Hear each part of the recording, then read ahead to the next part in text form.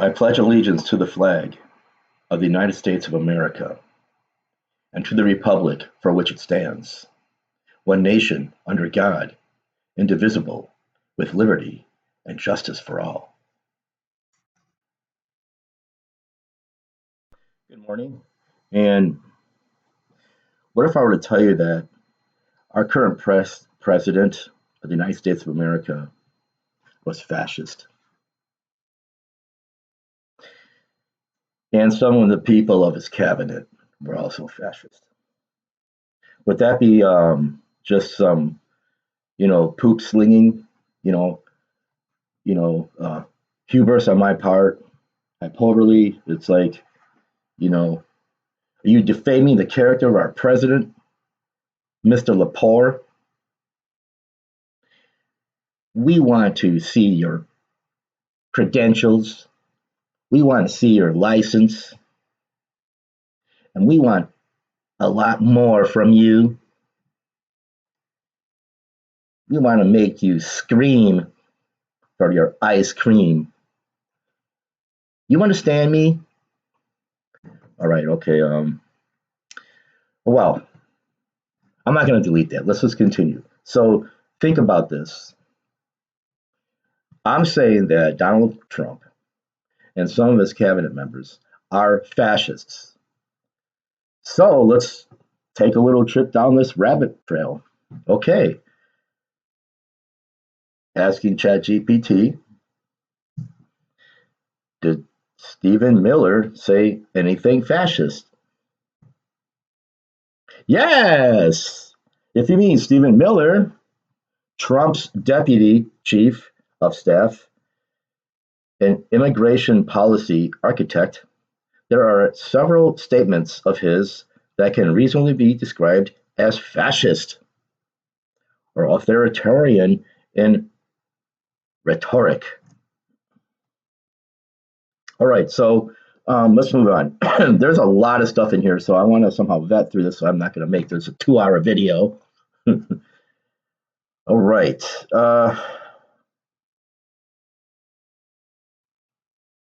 Here's a quote that he said, September 2025. There's a reason why all of these killers and lunatics and terrorists adopt the same language. They say they are trying to kill the fascists and stop the fascists. He then argues that the Democrats were responsible for radicalizing people who use that language. But that's not even the strong example.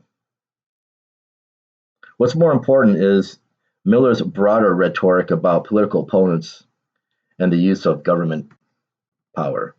So it's not like I came with all guns, loaded, All right, but ChatGPT is saying like, oh wait, let me help you find even better, more radical quotes. I think it's crazy. So it's like, for example, Miller has described the Democratic Party itself as a domestic extremist organization. Now you got to remember the implications of this. The Democratic Party,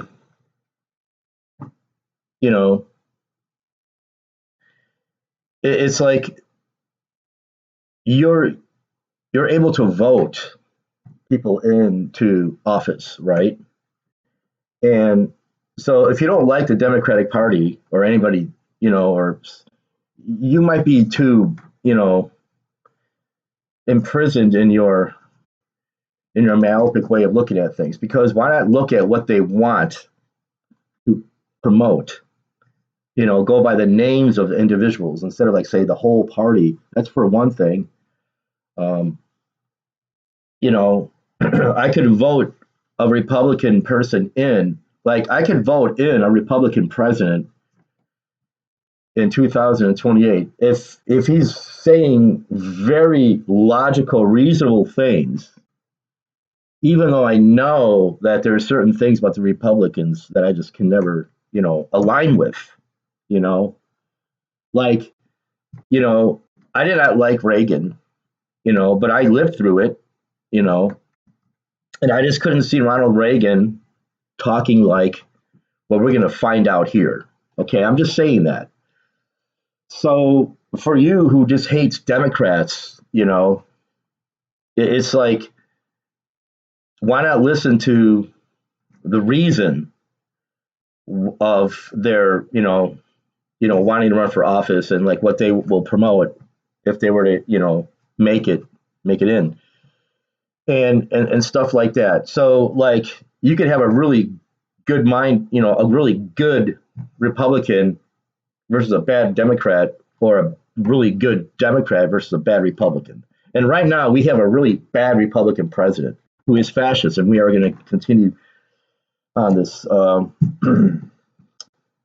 over here, over day. So him calling the Democratic Party itself a domestic extremist organization, that has ramifications. Like, okay, well, if they're a domestic extremist organization, hey, why not use the military on them? So he's using this kind of verbiage so he can do just that. All right, so that is significant because fascist movements historically tend to portray political opposition not as legitimate competitors, but as internal enemies or existential threats. So that's why, Mr. Miller is fascist. Okay. And there is an interesting hypocrisy. And then there's so there's an interesting hypocrisy. Miller has repeatedly used words such as fascist to describe Democrats while becoming furious when the same label is applied to him. And look at this guy's mug, man. Look at his face. All right, go do yourself a favor and look at his face. Okay, so I distinguished three things. Did Miller literally say, I'm a fascist? No. Okay, again, I didn't want to read that because obviously, okay. He has made statements that have recognizable fascist authoritarian characteristics. Yes, he has. So that's what I want to go by. What I mean, he's going to say he's an angel, but then what it's not what you say, it's what you do, right? And so this is what he is doing. And so, yes, he's made statements that are very fascist. That's what ChatGPT is saying.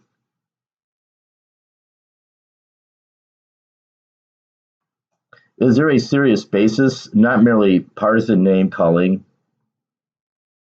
for scholars and journalists to analyze his politics through the lens of fascism? Yes. This is very serious, people.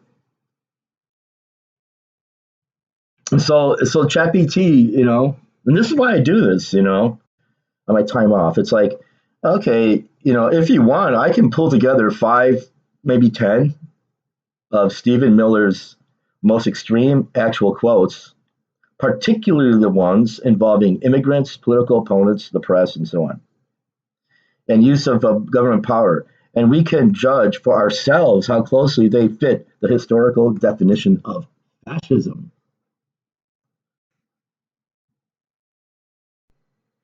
And I'm like, please mention all the quotes. Give them out of me.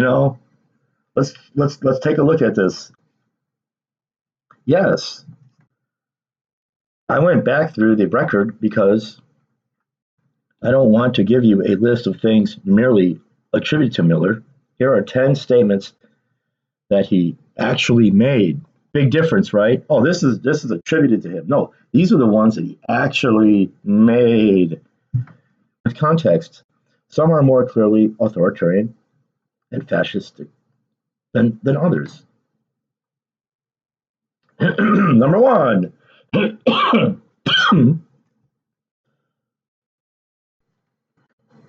Democratic Party is not a political party.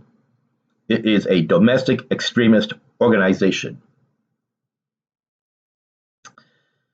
Miller said this on Hannity in August 2025, arguing that Democrats were devoted to criminals, gang members, and undocumented immigrants.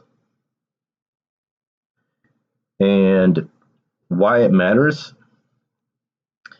calling the legitimate opposition an extremist organization rather than a political opponent is classic political delegitimization rhetoric, which is what fascists do.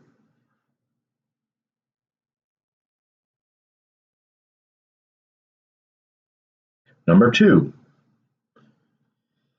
we will want to go after the big corporate media. Huh? Did I get that straight? But you have to write laws to actually go after the enemy.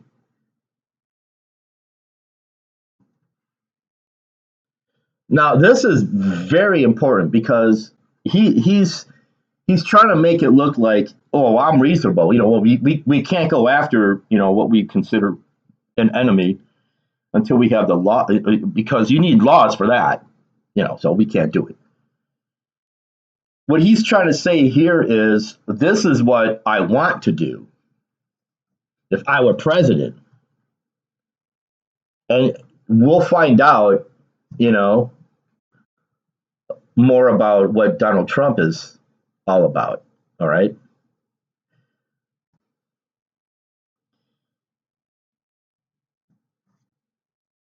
So I'm warming you up. Okay. We're warming up with Stephen Miller. Okay. And then we'll get to the big kahuna. Why it matters. This is particularly striking because he isn't merely advocating regulation of the press. He's explicitly talking about writing laws to do it. This is to protect his allies and punish political enemies. That's fascist.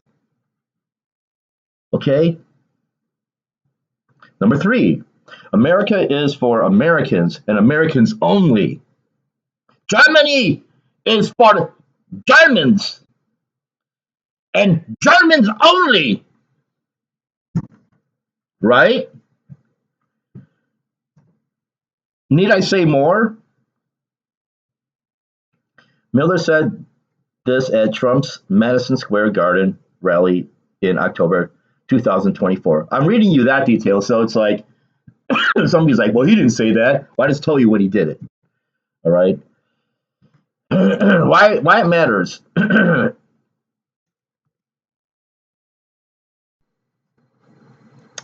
By itself, this could simply mean that the government should prioritize American citizens. But in the context of Miller's broader immigration rhetoric, it takes on a much more exclusive meaning. So that's what ChatGPT is saying. ChatGPT is like saying, oh, yeah, it's a lot more than just rhetoric. That's why I'm doing this. It's like, whoa. Four, if you import the third world, you become the third world. So what he's saying is, if you import, sorry about my bad accent there. If you import the third world, you become the third world.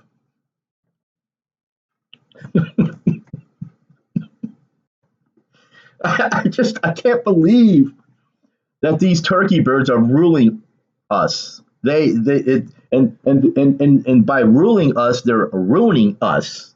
Okay, and you like it. Some of you like this.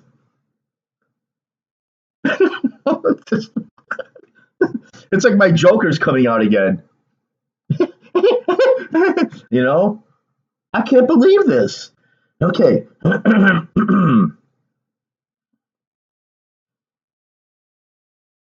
So, like Miller said this on Fox News, FOB News, 2024. He framed the 2024 election as a choice between third world America and an American century. He repeated essentially the same argument in 2025. If you move the third world to the first world, eventually we become the third world. Why it matters. This treats immigrants from poorer countries as carriers of undesirable national cultural characteristics rather than simply individuals. So you got to understand what he's saying here. He is a racist piece of crap. That's right. He's about immigrants coming in. Your mom, your dad. I know some of you Italian. I know a lot of Italians. You voted for this. Well, Italy wasn't a third world country. Well,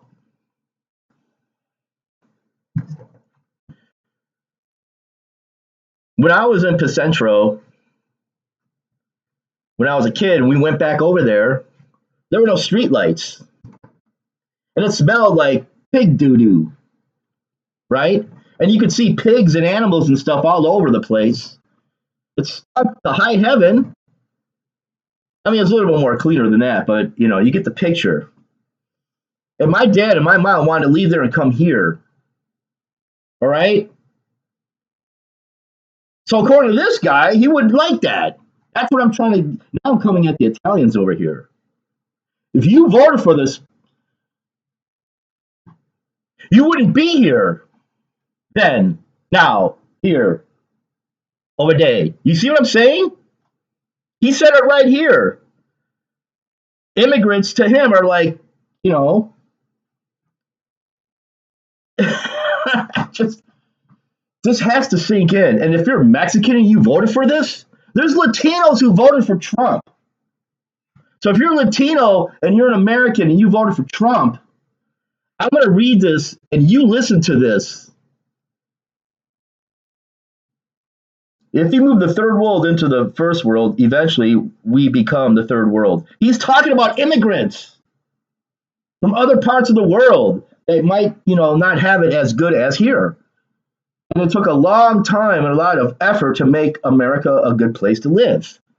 And that's being rolled back to where now you have to work like 2 or 3 gig jobs, and then you have to, rent instead of own anything. And this type of rhetoric will help or hinder that. It's going to help it. You want different people from different parts of the world coming in here, not just to add color and pizzazz to the culture, which is what I would say, because I'm an artist, a visual artist, but different perspectives, and all sorts of, examples and ways of life, how to treat each other and stuff like that, and you add this cultural, add to the cultural tapestry, instead of this one kind of mono-colored, mono-mindset type of monolithic, freaking regime that's trying to, run our lives, but is really ruining it. I mean, listen to this guy. So he's treating immigrants from poorer countries as carriers of undesirable national cultural characteristics, blah, blah, blah. So, Okay, 5. Clearly, we need to have in this country a moratorium on immigration from third world countries. Okay, yeah, he's targeting third world. Italy wasn't really third world, but you get what I'm trying to say. And if you're a Latino and you're listening to this, and you voted for this guy, you should be ashamed. And I know, Mexico's not third world, per se, but you get the point. Because I think that he means all immigrants of any type of country where people's skin is darker than his. Look at his face. All right, look at his face and get back to me. Okay, so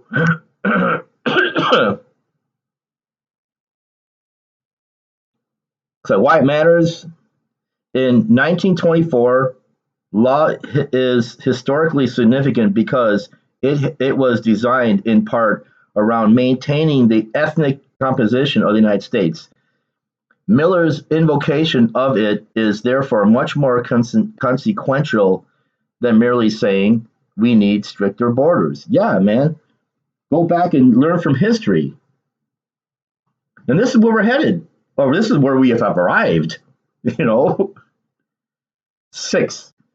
Who lives in your country determines what your country is. So do I look like me? You know, hail to the orange, Fuhrer. We'll be fine. All us whiteys hailing to the orange Fuhrer, and then everything will be honky dory. It's basically what he's saying. Am I the only one who sees this? Who lives in our country determines what our country is. Miller said this in the same 2025 Fox interview in which he discusses Haiti, Somalia, and immigration. So these are the third world countries that he's targeting. Okay, I get it. Let's continue. Why it matters. This moves toward a conception of the nation in which the population itself determines the character of the nation, rather than citizenship and constitutional institutions being the primary basis of national membership. I think that it's good that you have different people coming here, and somehow that this kind of helps, you know, in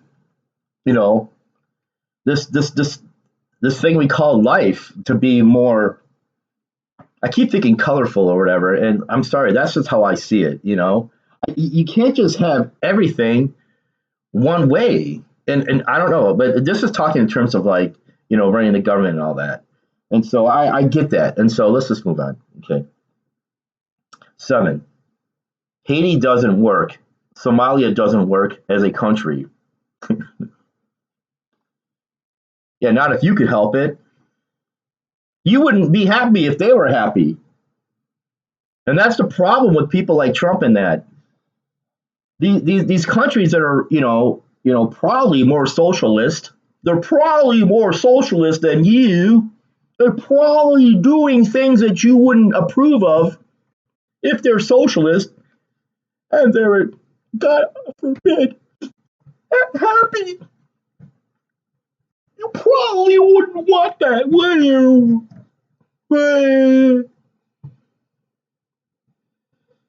If you take Haiti and you move it to America, it's not going to work here. What's he saying, It's the entire island of Haiti and just drop it right on top of Washington? What the hell is he saying? These are people, okay? These are people. Yeah, come in lawfully, whatever, Welcome, I don't know anything about Haitians, All I know is are bad things, And that's because of the media. That's because of the lies, of Fox, I mean, what media is gonna, whatever media is out there and only portraying Haitians as bad people, yeah, I could probably make I don't think it's fascist to say that media source has got to be screwed in the head. That's what I would say. I don't know of any, media directly that only portrays Haiti as something bad. So guess what media am I referring to? I'm referring to the Trump media, the Stephen Miller media broadcasting studios. So welcome to Stephen Miller Broadcasting Studios. We think Haitians are bad. Welcome to Trump Truth Talk or whatever. Yeah, we think Haitians are bad. So that media is bullshit media. That's what I'm saying. The Stephen Miller Studios can suck it. That kind of a thing. I don't recall CNN or other major media saying, "Oh yeah, all Haitians are bad," So, but these people, if they can control the media, that's exactly what you would be fed, and that's what you would consume. Garbage in, garbage out, people. You voted for this stuff. Garbage in, garbage out. My God. Why it matters. This is extraordinarily broad collective characterization. Duh, do you think? He's not saying particular Haitians or Somali immigrants have problems assimilating. He's treating entire national populations and societies as fundamentally defective. So, like Trump, they're eating the cats, they're eating the dogs. That's what Trump was saying, right? They're eating the cats. They're in our neighborhoods now, eating our cats and eating our dogs. So you guys voted against, like, say Harris or whatever, because you don't want these immigrants coming or eating your pets. So now we have the Trump administration eating your brains. Okay, and that's what you prefer. Okay, now that we have that all clear, let's proceed. 6. This is clearly an insurgency against the federal government. Miller said this, about an anti-ICE protesters in Minnesota. So, okay, he said their conduct constituted an insurgency, and they were describing the federal government as an occupying force.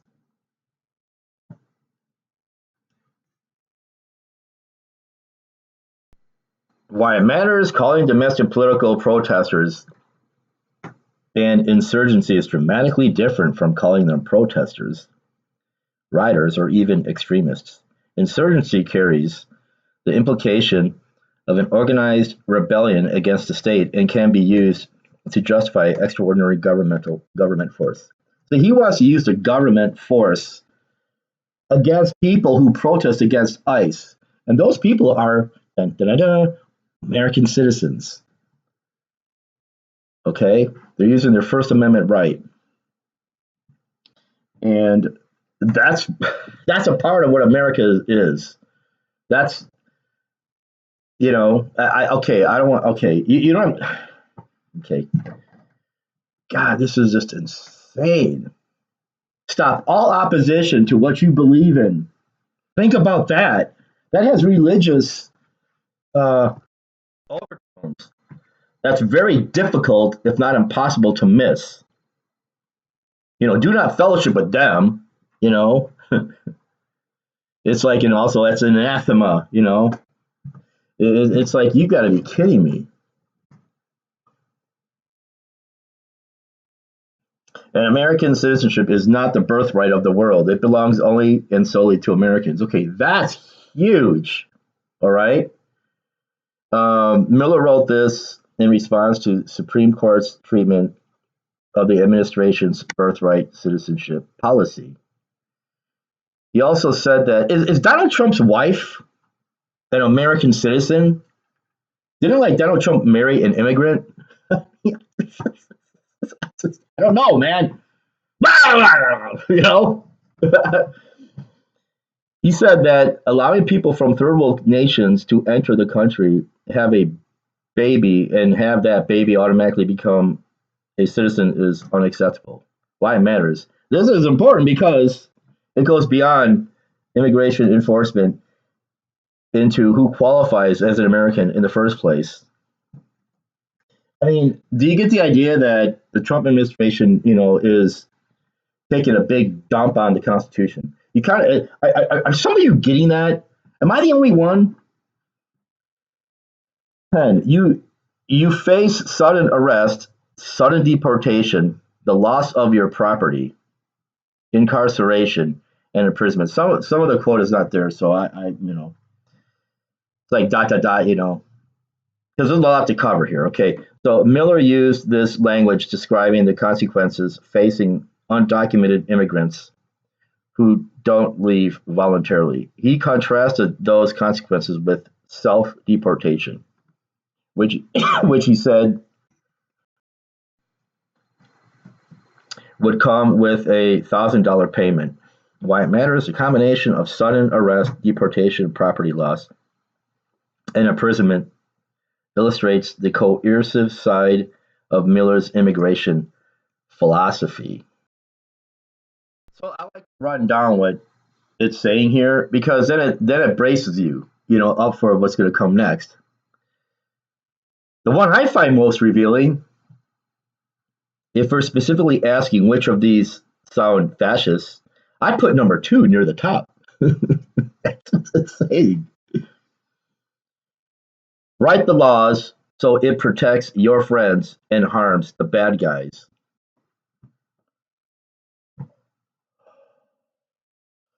I didn't know he even said that one. I just learned something this morning. Well, what do you know? Ooby dooby dooby. Let's read that again. Write the laws so it protects. Write the laws so it protects your friends and harms your enemies. He tried to say, okay, that's not what he said. He said it harms the bad guys. But what he's saying is, what he is really saying is, you write the laws to protect yourself and harm your enemy. That's what he's saying. That's what he's saying. And unfortunately, on a larger scale, in a way, that's what the United States is becoming. All of its laws, international even, is like, it's just to protect us. Fuck you guys. You know, it's just kind of like, but you could really see it coming from this guy's mouth. What they mean is, if you're not, he's like a Sith over here. He's a total Sith. Like, if you're not against us, if you're not for us, you're against us. So if you're not for Trump, basically, and that's what we're going to find out here. If you're not for Trump, you don't like Trump, you're not for Trump, you're the enemy. And so what's worse than that is you're the bad guy. So basically he's saying, if you're against him, you're the bad guy. That's what all this is.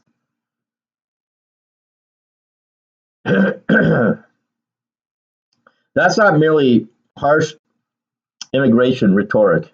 It's a statement about how government itself should operate. Laws should be constructed to protect one's political allies and punish one's political enemies. Yeah, that's what's going on. And number one, all right, like, have my own little talk show here, Number one is the other major one. The Democratic Party is not this is it. This is the number one problem right here. Democratic Party is not a political party. It is a domestic extremist organization. If you didn't have a Democratic Party, you just have the Republican Party to vote for amongst Republicans. Is that all you want? And that's supposed to be American? What is he saying? What the F is he saying?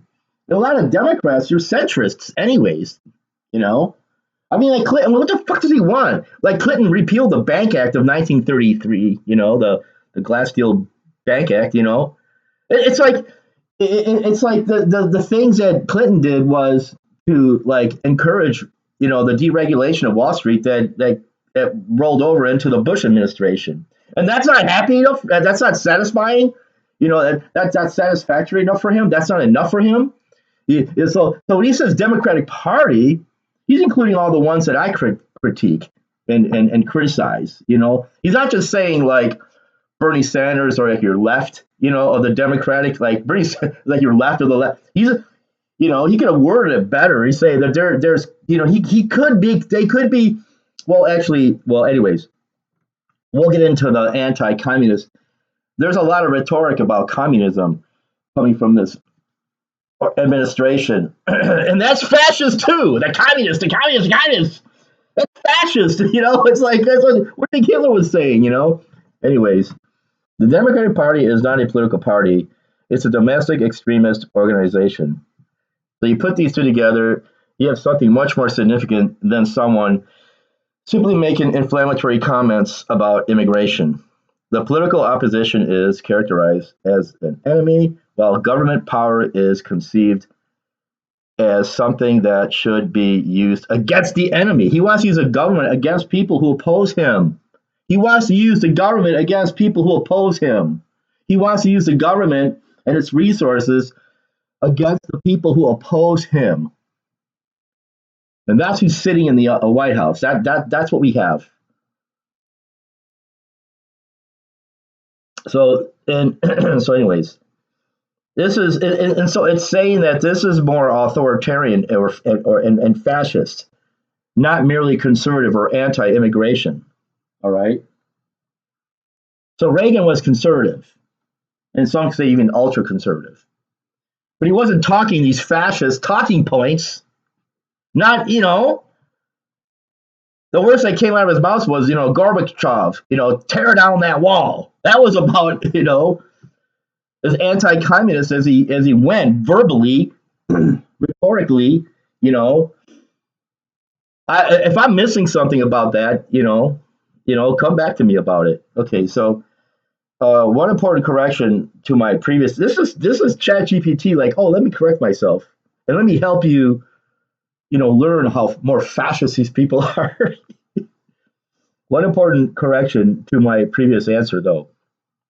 I shouldn't have presented the September 2025 fascist exchange as though it were itself evidence of Miller's fascism. The fact that someone calls him a fascist and he objects to it doesn't establish anything.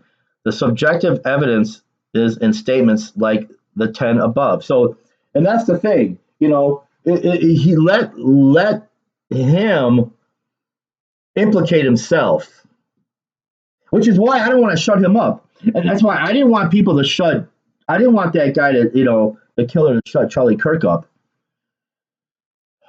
The last thing you want to do, you want these people to speak. Talk, signore, speak. Let them. And get it all on tape. Get it all on the record. For the record, this is what we got you saying. You can't deny your own words. All right? And that's why, and that's what all this is. It's you want to hear it from their own mouth. So so now let's move from Stephen Miller to I asked, did Donald Trump? It's the thing is, you got to understand. I'm kind of asking like almost like I'm extremely ignorant. Like I'm sorry if you think Trump didn't say anything fascist, you're extremely ignorant. I'm sorry. Okay, I'm like innocent. Like, did Donald Trump say anything fascist? Yes. Trump has made a number of statements that political scientists and historians can reasonably describe as fascist. That doesn't mean every Trump statement is fascist. Of course not. If he says, pass the butter, that's not fascist, Uh, please, I don't know if he's, It's like, if Donald Trump is drinking water, that's not fascist water, It's probably the same water you're drinking. Not literally from the same cup, because if I'm like this and I see his lips across, you know what I mean? If he's drinking H2O, that's just the same kind of H2O you're drinking. Maybe, perhaps, probably. So, um, doesn't mean that every word that he uses is going to be fascist. Come on. Again, it's just, you know, let the dog bark, you know, and you can identify it as a dog, right? And so here it is. 10 strongest examples. I will be a dictator on day one. I will be a dictator on day one.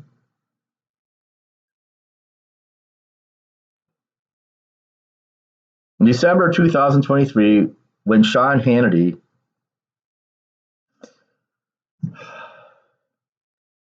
asked whether Trump would abuse presidential power for retribution, Trump answered, except for day one. He then said he would use that first day to close the border and expand drilling. Two, the enemy from within. That's what he says. The enemy from within. I should probably try to sound like him. The enemy from within. Trump repeatedly used this phrase for Americans he considered political enemies. In 2024, the enemy from within. They're the enemy. They're the enemy from within. This is the political opponents. His political opponents are enemies. That's very fascist. 3, using the military against that enemy. I was waiting for this. Trump said the enemy from within was more dangerous than foreign adversaries and said such people could be handled by the National Guard if necessary. The military. I should have been like the National Guard. The National Guard, if necessary. The military. That's how I should have probably read that. That's particularly troubling from a democratic perspective because he's talking about potentially using military power against domestic political opponents. So basically, one of my things I noticed that when I was in church, I was up against I was like shoulder to shoulder with these really right winger. I was never really right wing per se, even though I was a Christian for a while. I mean, I kind of saw Jesus as a type of proto hippie in a way. Doing stuff that he wasn't supposed. I mean, Jesus was breaking all sorts of laws for the truth, right?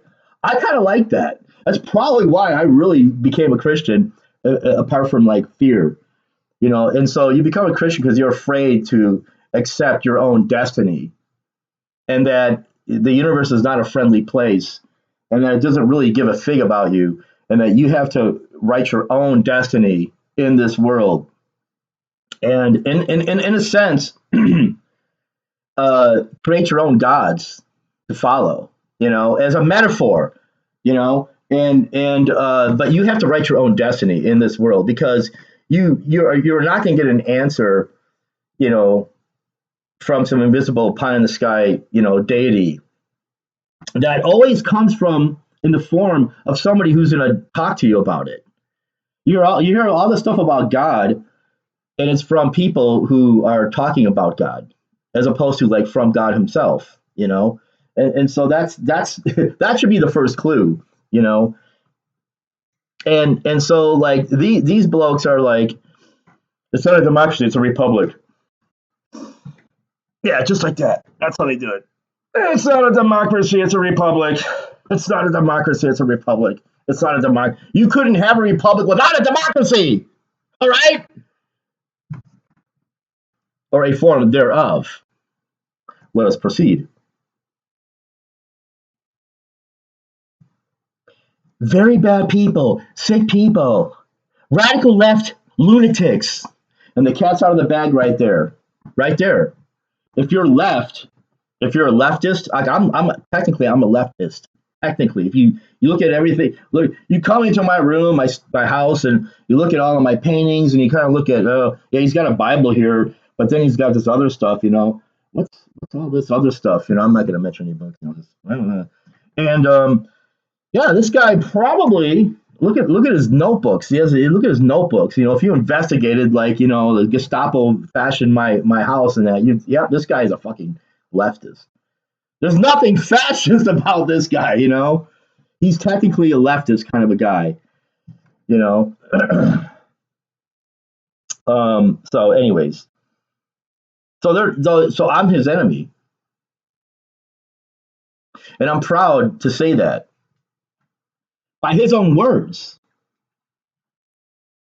If Donald Trump became president like when he did, and the prices weren't going like this, like this, ever since he became president, prices go like this. But really, it's not like this. It's like this, right? That's what it is. I know it's kind of disgusting, but you know what I'm trying. I'm trying for that. I'm trying for that picture. All right, because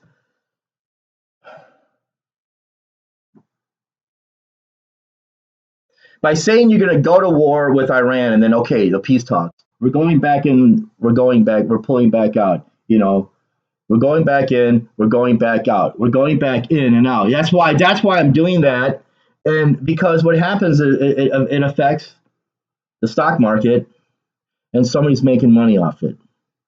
That's okay. That's okay.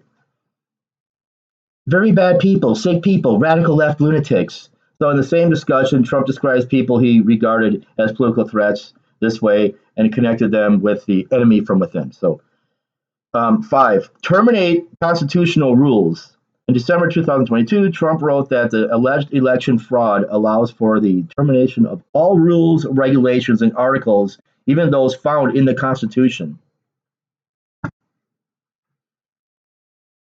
This is one of the most serious statements because he was discussing overturning the 2020 election and returning himself to power.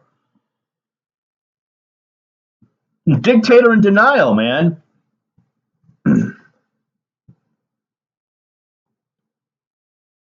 Six, the radical left thugs that live like vermin within the confines of our country. Trump used the word vermin to describe his political opponents in a November 2023 speech. He's including like Hillary Clinton and like Kamala Harris and Obama. All these people are like, to be put into this category because the vermin that he's talking about are the ones that had voted for Obama and that had voted for Kamala Harris.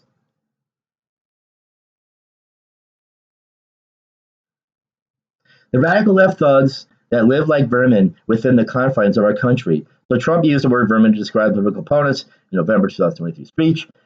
The rhetoric is historically significant because describing political enemies as vermin or parasites has been characteristic of several fascist and genocidal movements. Okay, that's what ChatGPT is saying. I didn't say those words. That's what it said. 7, poisoning the blood of our. That sounds so Hitler. Poisoning. It's weird, kind of like half like. So I compare Donald Trump to Harvey Two Face of the DC Comics, villains, and so he would have like this ugly orange red, like bulbous, disgusting, you know, face of Trump, and then the other side would be definitely a blue kind of cold, dead Adolf Hitler type, cheekbones and all that, Hitler. So that's how I should paint Donald Trump because that's how I see him. All right. So poisoning the blood of our country. So poisoning the blood of our country. Trump said immigrants were poisoning the blood. Trump said immigrants were poisoning the blood of our country. This is particularly notable because it describes immigration in biological contaminating terms rather than simply as an economic or legal issue. 8. If you go after me, I'm coming after you. Do you remember the correspondence dinner, you know, when Obama was president and he was roasting Trump? So that's exactly what Trump was thinking. I'm coming after you. And so he did.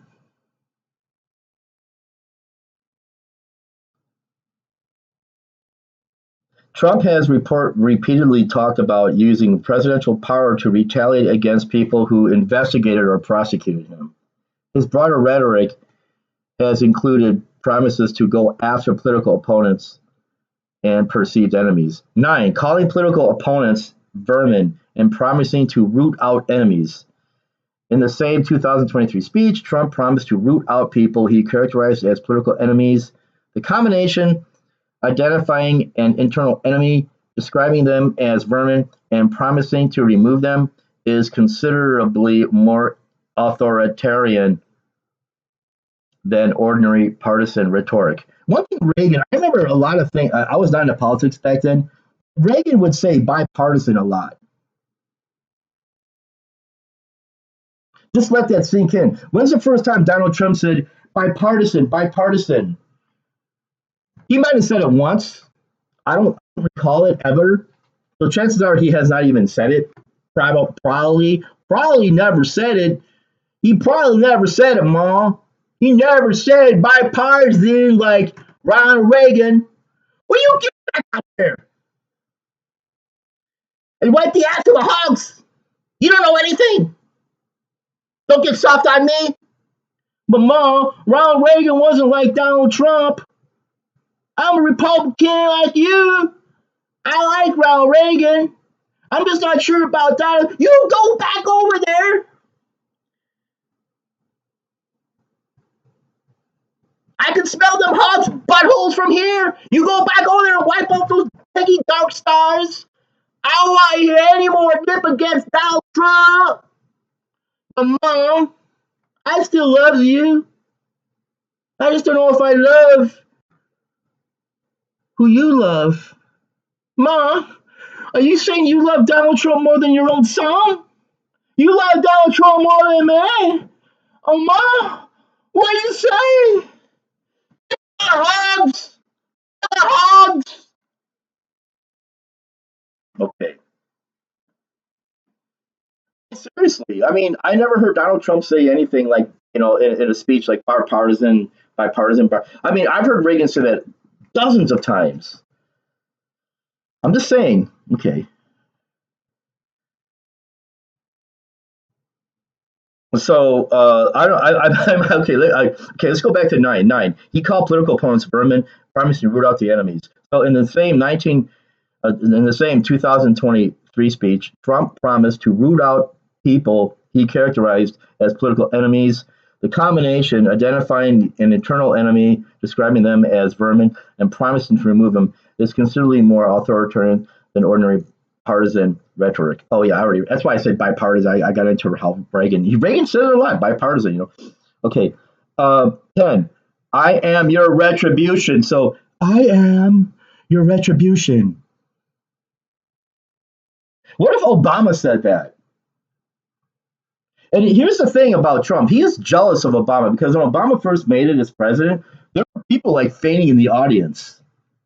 Like this rock star guy, thin, lean, dark skinned guy, debonair and like apparently progressive. And it's like, and like there's people in the audience just like fawning over the guy. And Trump saw all of that. He saw every minute of people. He probably watched every minute of Obama in public and how people received him. He probably, you know, is like, like staying up late at night watching tapes, videos of Obama, the people like applauding as he steps into a room and all that while he's eating another fucking, day old Big Mac, because he has them stashed under the fucking bed. And he's like, and he's like, oh, I'm gonna get you for that. Oh my God. Oh my God. Oh, woo! That's what he is. He is so jealous. So that's one way to get back at this fucker, man. Somehow you gotta like he is inundated with people adulating Obama and clapping, and so like when he walks into some major arena or whatever, and people start booing his ass, like when he goes to see football or basketball or whatever it is, ball, people kicking balls and popping around with those balls, adults popping with the balls, and he's out there watching these adults playing with their balls, and everyone's like booing him. But Obama walks into a ball game. Yeah, hey, it's a ball game, people playing with their balls, and so Obama walks into a ball game and people like cheer. So that's what you have to have, Trump. That's my fantasy is like you have like Stanley Kubrick's A Clockwork Orange, and you strap Donald Trump down in a fucking chair, and then you force his eyes open like that, and force him to watch comparisons of like Obama's speech and the people responding to it to Trump's speeches and the people responding to it. You have clips of him walking into an arena or walking into a sports game and then people booing, and then clips of Obama walking into a said sports game and people cheering in that, and he has to watch all that, you know. And I really, that's the kind of fantasy I have about this, guy against this guy. That's basically it. So I'm your retribution. That's number 10. At a 2023 rally, I want to give you some context. The 2023 rally, Trump told his supporters, I am your warrior. I am your justice. And for those who have been wronged and betrayed, I am your retribution. Who is he talking about being wronged and betrayed? You know, it was so wrong and betraying of the United States to elect a you got a darken as president of the United States. You got a darky is president of the United States. That's an outrage. Where's my warrior? Where's my justice? Wronged and betrayed. I need retribution. They got a darken in the White House is president United States. I would never say the N word, but you know that that's what I want to say to portray the mentality of these people who still buy into this BS. Let's read number 10 again. I am your retribution. So, in a 2023 rally, Trump told supporters, I am your warrior, I am your justice, and for those who have been wronged and betrayed, I am your retribution. I mean, his words says it all. I don't really have to add much to it.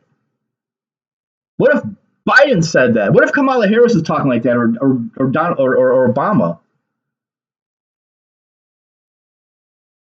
That is important because it presents the political leader not simply as someone who governs, but as the personal instrument of revenge against those who supposedly wronged his followers.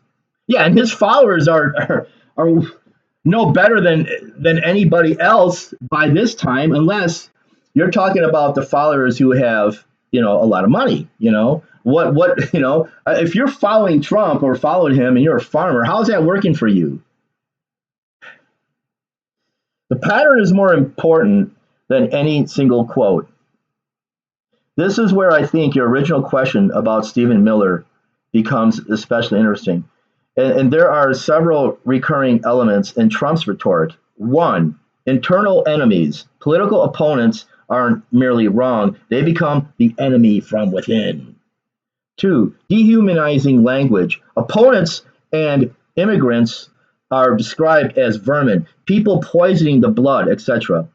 Three, leader as personal savior, retribution. I am your retribution. Four, willingness to disregard constitutional restraints. The 2022 statement about terminating constitutional rules is especially stark. And there's a lot of these things come from other like PolitiFact, AP News, CBS News. It's not like AI is just making this up. You know what I'm saying? You can vet out the resources. You could do this watch my video and then you take my own questions and you put it into chat. You put it into some of this stuff. Use Grok. I would say take what I said and use Grok. Especially if you want to ask questions about Elon Musk, Grok will bury the guy, right? It's just hilarious, and I think that's going to change. Eventually, you're going to go back to AI, and it's going to tell you contrary things. That's why I'm making these videos, like a little time capsule, um,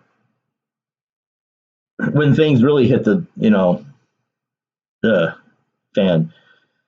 So, yeah. 4. Willingness to disregard constitutional restraints. 2022 statement about terminating constitutional rules is especially stark. 5. Threats or suggestion of state force against opponents. The military National Guard comments are particularly significant. 6. Explicit comfort with dictatorship. He literally joked, said he would be a dictator on the first day. That's why I would say there is substantially more evidence for calling Trump's rhetoric fascistic than simply pointing to one controversial sentence.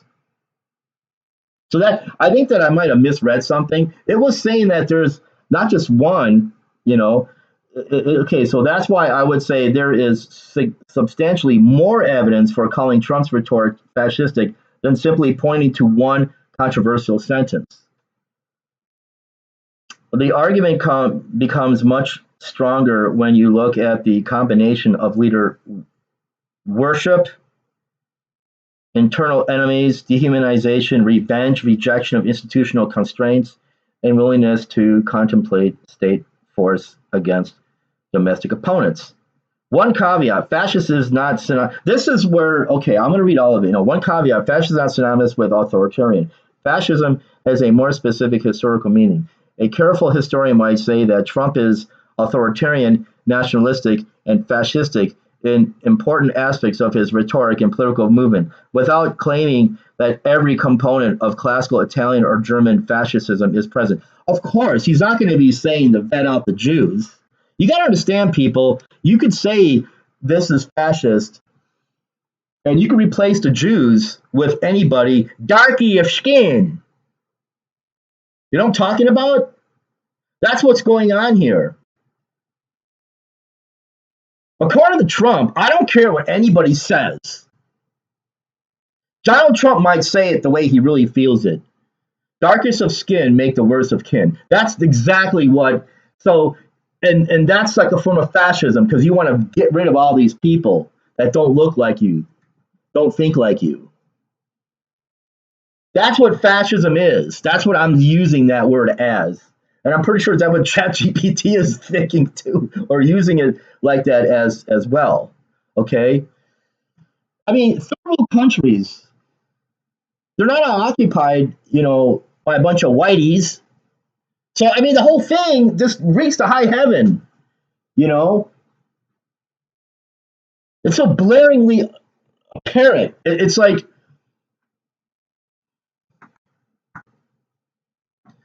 God, man. And some of you who are my age, and you go along with this stuff. I mean, when you're a kid, wait, didn't you watch like Alex Haley's Roots and stuff like that? Didn't you get any kind of a feel of something like bigger and better now that we can, review, you know, although there's some fiction in that, a lot of it was true, a lot of it was true, no, all of it was true. I correct myself. I stand corrected by myself about myself saying that some of it was fiction.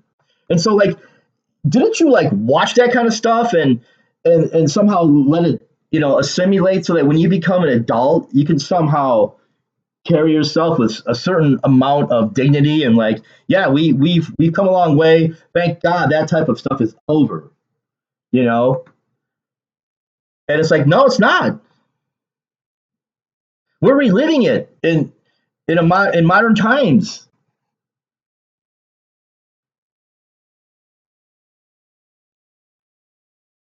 And there is one especially interesting comparison with Miller. Miller supplies much of the ideological and policy framework, while Trump supplies the mass political rhetoric and personal leader component. That combination is worth examining separately. There's a lot more on here, but now it's an hour. So okay, so right now I'm going to try to get through this faster. So let's just make a list of people that. So I asked, like, who did Trump ever threaten? So like ChatGPT said, do you mean people Trump personally said should be prosecuted, jailed, arrested, punished, or targeted by government power? Yes. So these are the people he wanted to apply all that to. Some of them are obvious, like Hillary Clinton. He said lock her up. I'm not going to read the little paragraphs for each one. That's just so these are the names of the people he wants to target, punish, use the government against them, like using government power against these people, and arrest and all that against you. Hillary Clinton, Joe Biden, Kamala Harris, right? And then there's like Liz Cheney, Adam Schiff, Nancy Pelosi, blah blah blah. There's a lot of others, like James Comey, blah blah blah. Letitia James and Judge Arthur Engoron, election officials, a bunch of election officials, journalists, and media organizations and stuff. The really important distinction: not all of these are the same kind of threat. There's a big difference. If someone committed a crime, they should be prosecuted. And so I'm going to go through this. Vet out myself. Okay, she should be prosecuted. So let's go back. There's a big difference between if someone committed a crime, they should be prosecuted. That's not Trump. This is Trump, and She should be prosecuted, arrested, punished accordingly, enemy from within, if necessary, by the military. That's Trump, okay? The latter are much more troubling because Trump is sometimes identifying political opponents as enemies and then talking about using the machinery of the state against them. AP has specifically documented this pattern in 2024. So I think AP is Associated Press. AP specifically documented this pattern in 2024, noting that Trump appeared increasingly willing to use federal power against people he believed had wronged.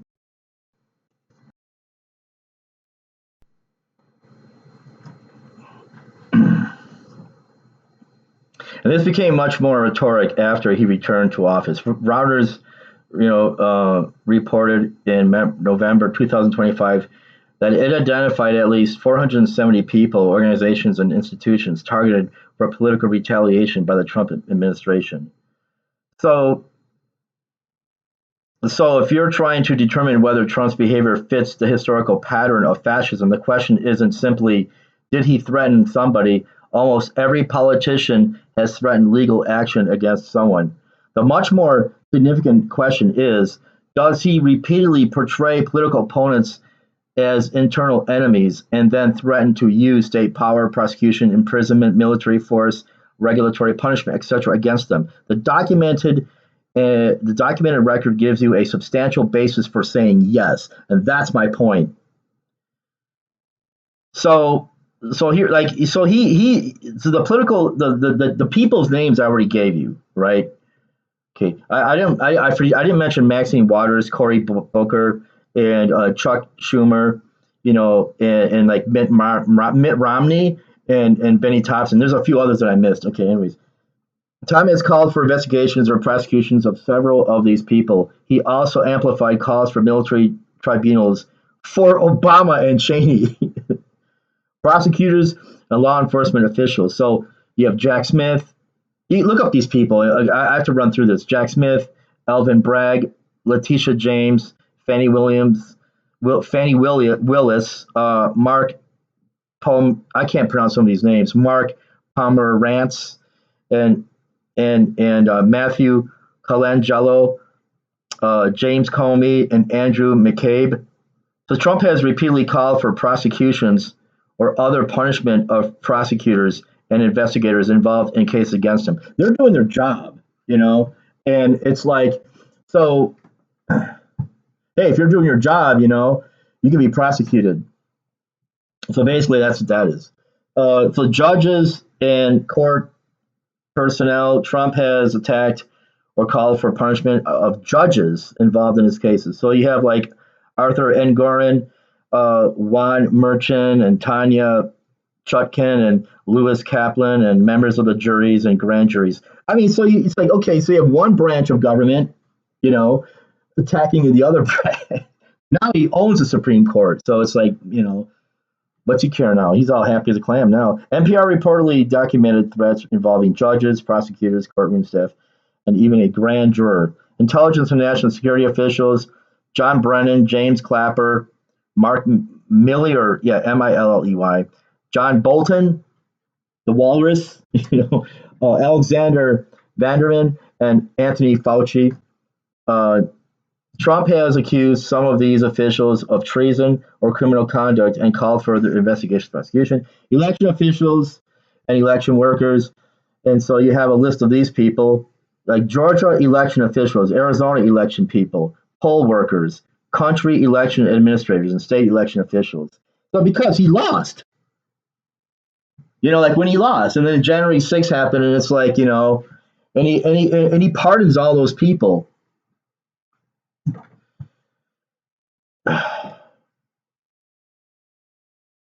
He has threatened to the prosecution of or imprisonment for officials he believes participated in the election fraud of him losing to Biden. That's what that is. And so he's never gotten over it, folks.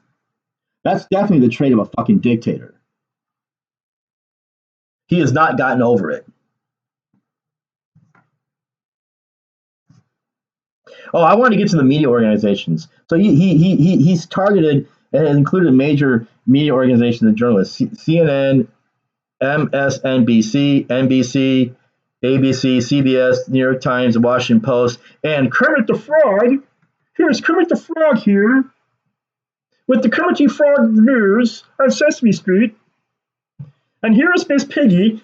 So he went after Kermit. No more Kermit the Frog, right? You know. So like, where's Miss Piggy when we need her? You know. Okay, so he's called the press the enemy of the people. That's pure fascist. And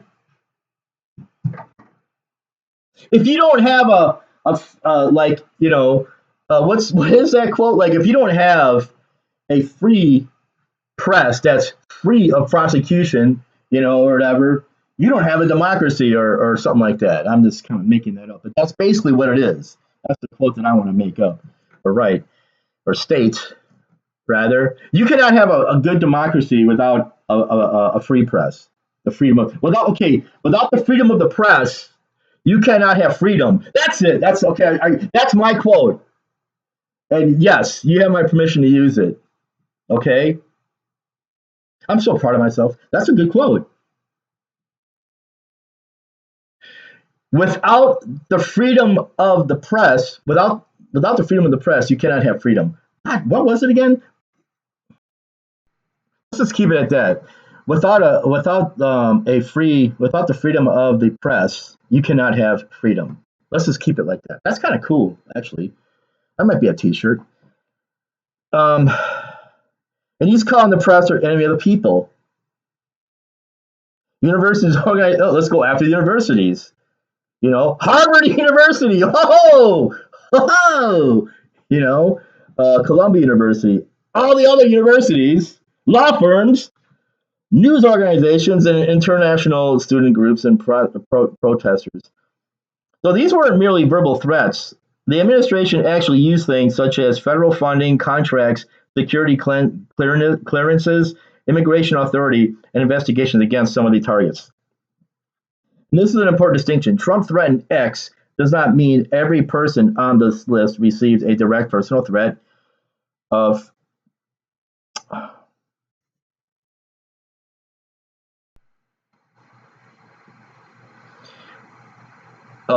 physical violence. In many cases, the threat was prosecution, imprisonment, investigation, firing, loss of government contracts, loss of funding, deportation, or other governmental punishment. That's why the NPR finding is significant. It wasn't counting ordinary insults, it was specifically examining threats to investigate, prosecute, imprison, or otherwise punish perceived enemies. That's NPR. Okay. So basically, I'm going to wrap this up. And this is what I said when I opened up this segment. I said, "Is Trump Trump is a fascist?" Looking at all this stuff, looking at all this, actually, can you say Trump is a fascist?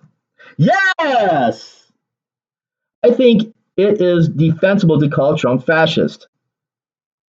After looking at the pattern we are discussing, threats against political opponents, enemy from within, rhetoric, dehumanizing language, willingness to use government power against enemies, attacks on institutional restraints, and the idea of personal presidential retribution, I would go further than saying merely Trump has fascist tendencies. This is substantial scholarly support. There is substantial scholarly support to support that conclusion. 2024, Trump's former chief of staff, John Kelly, said Trump certainly falls into the general definition of fascist, and historian Robert Paxton, one of the leading scholars of fascism, also came to regard the label as appropriate. More recently, a 2026 academic paper describes the Trump 2.0 political project as being on a proto-fascist trajectory. So I was going to end it there, but so like ChatGPT is not done with Trump.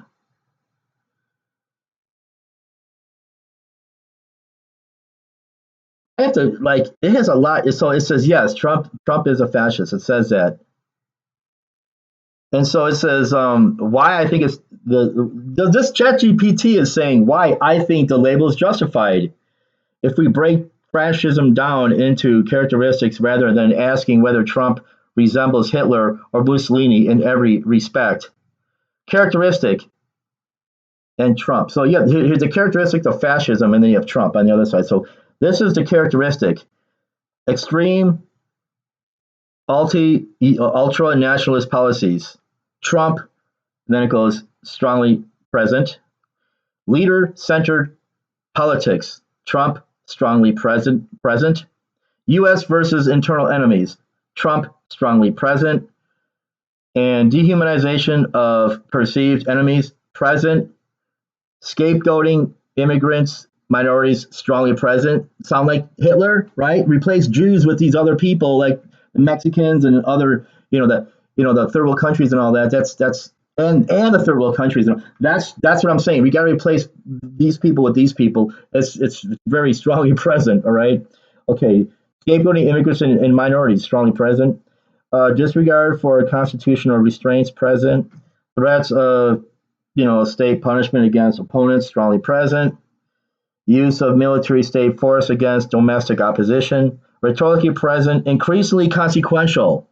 It's becoming more of a reality, and somehow ICE is going to be in the middle of it.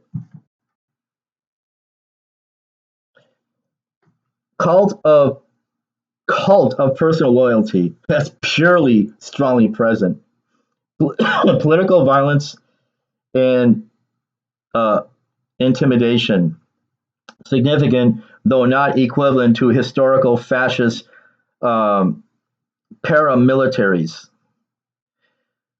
So the whole cult thing is like the Nazis, they use art to like promote their whole agenda. Trump is using like AI like on Twitter or X, and he's shitty cheesy AI things to make him look so like savior like and a hero of the people like so he's kind of like using art to promote his agenda. He definitely is. You know Okay, just like the Nazis, they also use a form of art.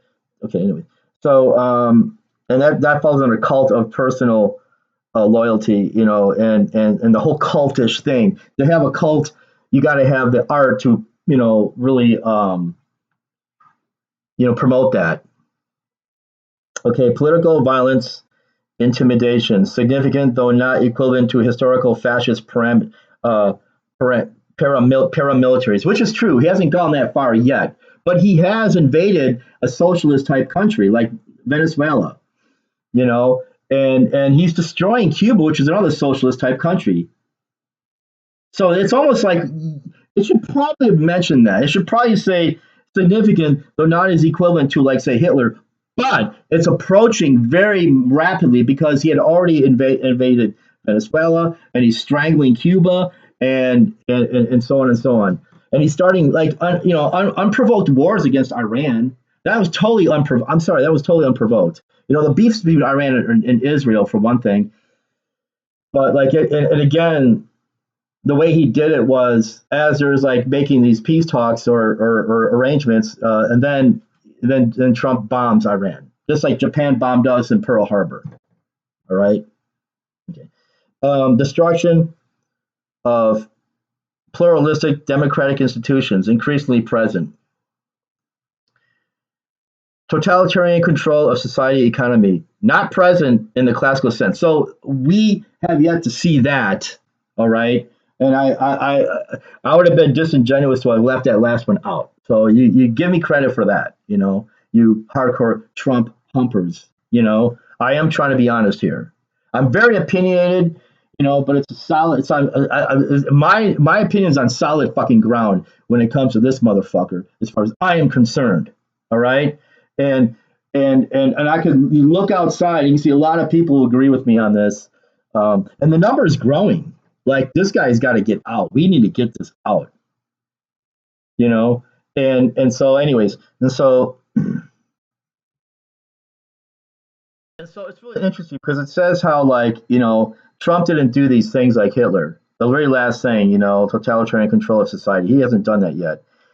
And so, chat. This is why I do this. You know, the little thing that I'm doing for right now with ChatGPT. It's because of this. But fascism doesn't have to mean exactly like Hitler, and that's what I'm saying. A more useful question is: does Trump's political project exhibit the core characteristics of fascist politics? And that's all. That's what I'm saying. And so, you know what it says? Yes, it does. And there's an important distinction I'd make. Trump can reasonably be described as a fascist without claiming that every policy he supports is fascist. Likewise, calling Trump fascist doesn't mean everyone who votes for him is fascist. Oh, yes, it does. No, I'm only kidding. Okay. Well, maybe I don't know, man. You want to distance yourself from that vote that you had made. You really do. All right. I'm telling you, because it's beginning to stink to high heaven. Okay, what makes the label increasingly compelling is the combination of things we've been looking at, not one outrageous quote. In fact, political scientist Jan Werner Mueller wrote just yesterday that Trump's second term government is exhibiting autocratic power grabs and a strategy of overwhelming opponents and accountability through chaos, illegality, and spectacle. So my bottom line is yes, based on the accumulated rhetoric, behavior, treatment of political opponents, conception of presidential power, and increasingly authoritarian exercise of government power, I think fascist, this is ChatGPT. I think fascist is a legitimate description of Trump, not merely an inflammatory political insult. I probably phrase it most precisely as Trump is a fascist political leader operating within a still partially democratic system, rather than saying that the United States has become a fully fascist state.